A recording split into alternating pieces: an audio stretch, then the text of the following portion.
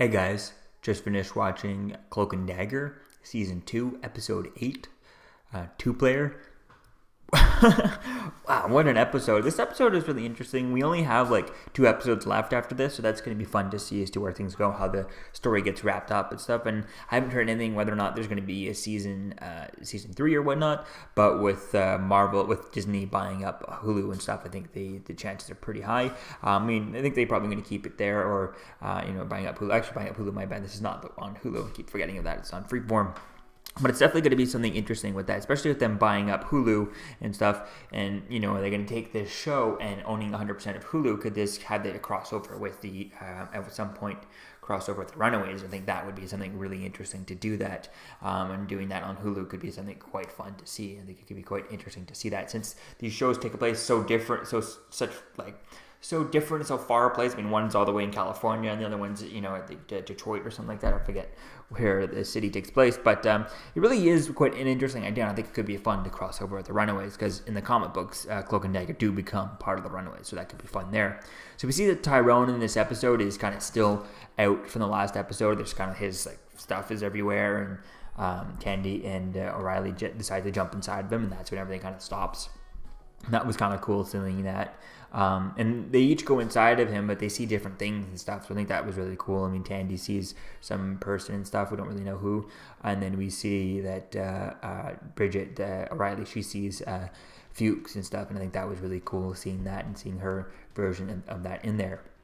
And they end up having to play, the game has they end up having to play a video game, which I think that was really interesting, especially with that video game having the exact storyline from the comics and stuff, how they literally meet at the bus station, and he saves her. He picks I think Tyrone ends up stopping a mugger who has who steals her purse and all that stuff, and they get injected with radioactive heroin, and that's how they get their powers and stuff. And I like how they made fun of that in here, and I like how they had that part of this episode. I think that was really cool, having that storyline there. I think that was quite interesting, and I would have liked to have seen that gone through that way.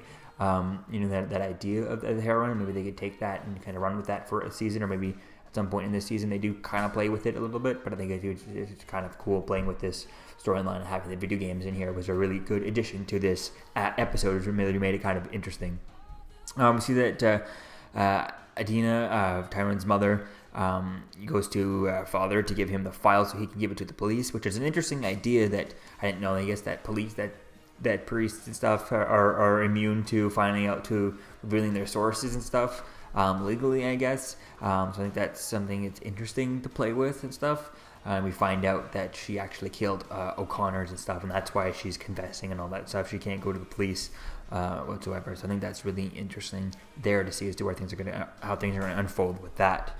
We see that O'Reilly and Mayhem end up merging throughout this at the end of this episode, and then as they come out, they're merged and stuff. But Mayhem's in the driver's seat because I think that's kind of going to be interesting to play with that and play with that idea. Because going into this season, everyone expected that it was going to be, a split personality and stuff. It even teased that in the first episode until it was revealed that they were two separate people, completely and stuff.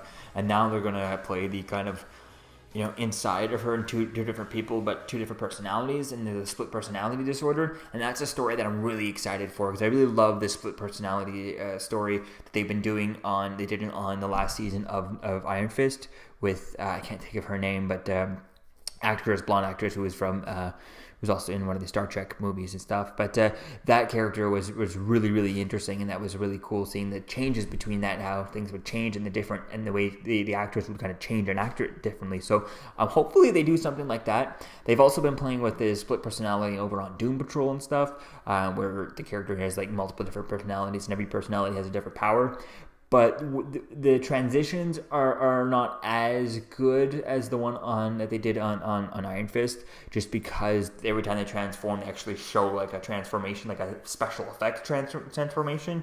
Whereas I'd like to see, especially on a show like this, that makes sense for that show, for Doom Patrol, but for here, I'd like to see the actress, no CGI, no computer, no CGI or anything like that, kind of as part of the change. Whenever she needs to change personalities and stuff, I'd like to see it just from the actress kind of forcing her way out and showing the actress kind of you playing it herself, the forcing of the two different personalities out. Maybe if a situation calls for someone else to take charge, I'd like to see her, show us how she does that, and then maybe at some point I'd like to see in the next season, when the two of them are fighting for the driver's seat, I'd like to see that inner strife and kind of like half of both, type thing coming out, but all within the actress's face. Now, it's something a lot to do. It's very difficult to do, but I think if she can nail it, then that's just going to be an amazing storyline to play with, having the two different personalities. But if they keep kind of cutting and you cut and do different frames and cut from personality to personality and just to put jump cuts like that, then it's just like, oh well. But if the actress can really show it herself, the transformation, without cutting at all, I think that could be really fun, really awesome to watch.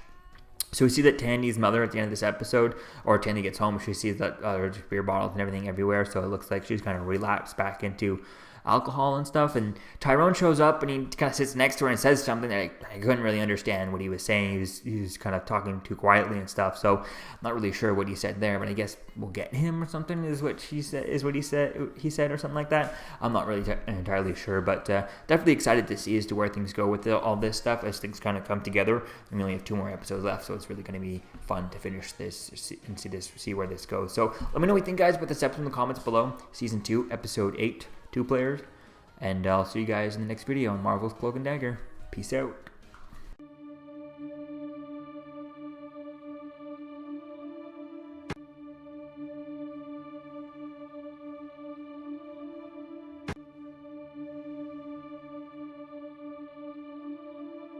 You're still here. Don't forget to like, comment, and subscribe, guys. Peace. It's over.